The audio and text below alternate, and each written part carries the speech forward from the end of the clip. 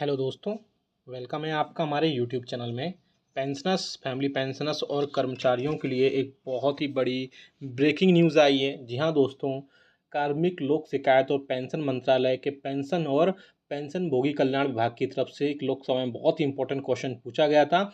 न्यूनतम पेंशन को लेकर के आप सभी को पता है कि सभी पेंशनर्स और फैमिली पेंशनर्स की जो स्पेशली पेंशनर्स की जो मिनिमम पेंशन है, न्यूनतम पेंशन है, वो सेवन्थ पे कमीशन के रिकमेंडेशंस के हिसाब से 7,000 रुपये रखी गई थी। और उसी के रिगार्डिंग अब एक बहुत इंपॉर्टेंट क्वेश्चन पूछा गया है लोकसभा में, जिसका आंसर भी बहुत इंपॉर्टेंट है। और साथ ही साथ बहुत सारी चीज़ें उसमें अपडेट भी की गई हैं बेसिक पेंशन में बढ़ोतरी से लेकर के। तो पूरे वीडियो को लास्ट तक देखिएगा। ये वीडियो बहुत ज़्यादा इंपॉर्टेंट होने वाला है आप सभी के लिए। साथ ही साथ आपको जो ऑफिशियल नोटिफिकेशन है जो जारी किया गया है लोकसभा की तरफ से, वो भी हम आपको ज़रूर दिखाएंगे। ये वीडियो अच्छा लगा तो लाइक करेगा, साथ ही साथ हमारे चैनल को जरूर सब्सक्राइब करेगा और बेल आइकन को प्रेस करना बिल्कुल मत भूलिएगा। तभी आपके पास हमारी वीडियोस की लेटेस्ट नोटिफिकेशन आ पाएगी और आप हमारे वीडियोस को इसी तरीक़ा से आगे भी वॉच कर पाएंगे। आप देख सकते हैं कि भारत सरकार के कार्मिक लोक शिकायत और पेंशन मंत्रालय की तरफ से पेंशन और पेंशन भोगी कल्याण विभाग की तरफ से ये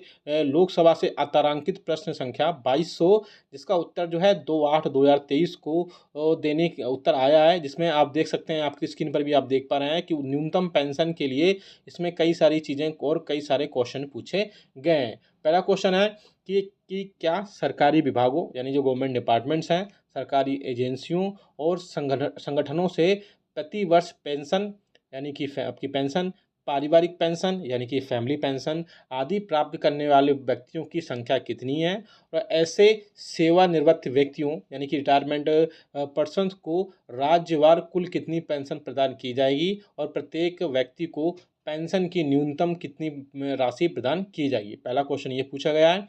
दूसरा क्वेश्चन पूछा गया है, दूसरे क्वेश्चन में आप देख सकते हैं, क्या सरकार विगत वर्षों में यानी लास्ट ईयर्स में बदलती कीमतों को ध्यान में रखते हुए न्यूनतम पेंशन में वृद्धि करने पर विचार कर रही है, और यदि हाँ तो इससे संबंधी ब्यौरा क्या है। यानी सरकार जो कीमतें बदल रही हैं फूड स्टफ्स में, बाकी चीज़ों में, उससे न्यूनतम पेंशन में किस हिसाब से बढ़ोतरी हो सकती है, उस पर क्या विचार कर रही है, उसके रिगार्डिंग उसमें क्वेश्चन पूछा गया है। तीसरा बड़ा क्वेश्चन है, इस संबंध में कोई विभागीय, मंत्रालयी और अंतर मंत्रालयी चर्चा की गई है, यदि हाँ तो उससे संबंधी ब्यौरा क्या है। यानी इसके रिगार्डिंग क्या डिपार्टमेंटल या इंटर डिपार्टमेंटल, इंटर मिनिस्ट्री कोई डिस्कशन किया गया है, यदि हाँ तो उससे संबंधी ब्यौरा क्या है। तो ये 3 से 4 बड़े क्वेश्चन पूछे गए हैं गवर्नमेंट से, और गवर्नमेंट का आंसर दिया आप देख सकते हैं इसमें। कार्मिक लोक शिकायत और पेंशन मंत्रालय तथा प्रधानमंत्री कार्यालय में राज्य मंत्री डॉक्टर जितेंद्र सिंह ने, उन्होंने इसका आंसर दिया है।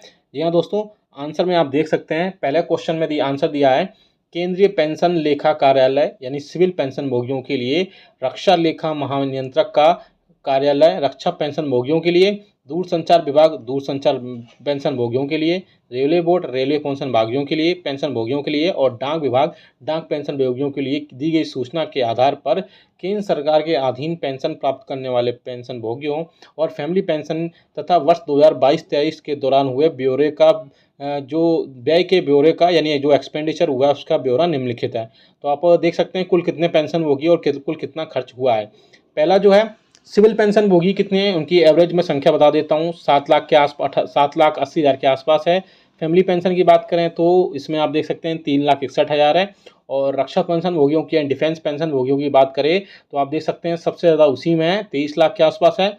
और जो फैमिली पेंशन है उसमें 8 लाख है। इसके अलावा दूरसंचार पेंशन भोगी हैं उसमें 3 लाख के आसपास है, और 1,20,000 के आसपास फैमिली पेंशन है। साथ ही साथ रेलवे पेंशन भोगी कितने हैं, 8,56,000 के आसपास है। 6,69,000 के आसपास फैमिली पेंशन है। और अगर हम डाक पेंशन भोगी की बात करें तो 1,95,298। साथ ही साथ 1,64,000, 1,06,067 फैमिली पेंशन इसमें शामिल हैं। टोटल कितने पेंशनर्स और फैमिली पेंशनर्स हैं, तो आप देख सकते हैं टोटल जो पेंशनर्स हैं वो गवर्नमेंट के पास में 44,08,000 यानी कि 4,48,00,000 टोटल। उसमें अब बात करें तो यहाँ पर टोटल एवरेज निकल के आ रहा है वो 44 लाख के आसपास पेंशनर्स हैं, साथ ही साथ 20 लाख के आसपास फैमिली पेंशनर्स हैं।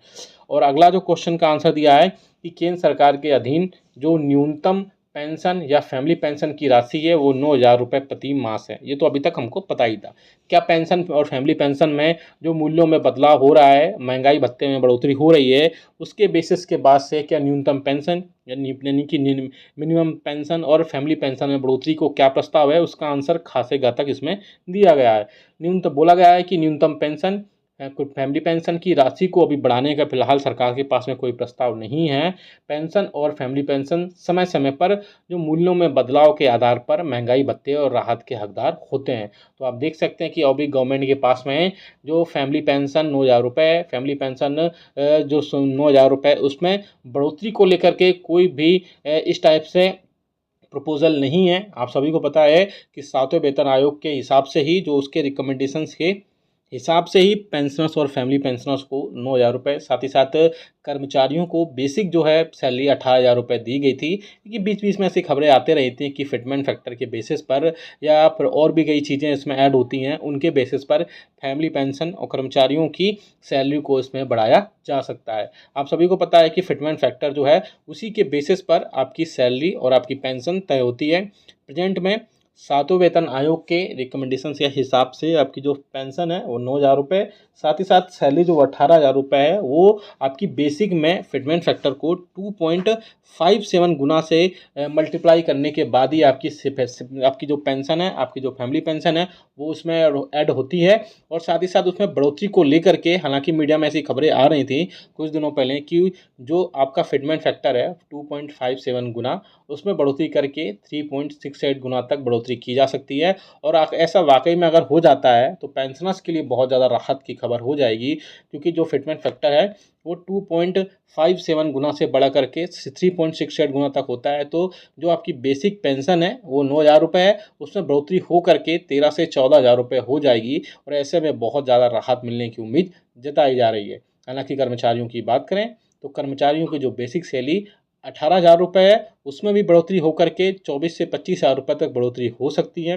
हालांकि ये सब खबरें अभी मीडिया में ही आ रही थी और गवर्नमेंट ने इस क्वेश्चन के आंसर में, लोकसभा में जो न्यूनतम पेंशन से रिलेटेड क्वेश्चन पूछा गया था उसके आंसर में बिल्कुल क्लियर कर दिया कि कोई भी इंटर डिपार्टमेंट या इंटर मिनिस्ट्रियल कोई भी इस टाइप से चर्चा नहीं चल रही है और गवर्नमेंट के पास बेसिक पेंशन को बढ़ाने का कोई भी प्रपोजल नहीं आया है और इस टाइप से कोई भी डिस्कशन अभी चल ही नहीं रहा है। तो आपने देखा यहाँ पे हमने पूरी डिटेल में सारी चीज़ें बताई। साथ ही साथ अगर आप इस नोटिफिकेशन को डाउनलोड करना चाहते हैं तो आप कमेंट बॉक्स में यस लिख दीजिएगा और आपको ये नोटिफिकेशन मिल जाएगा।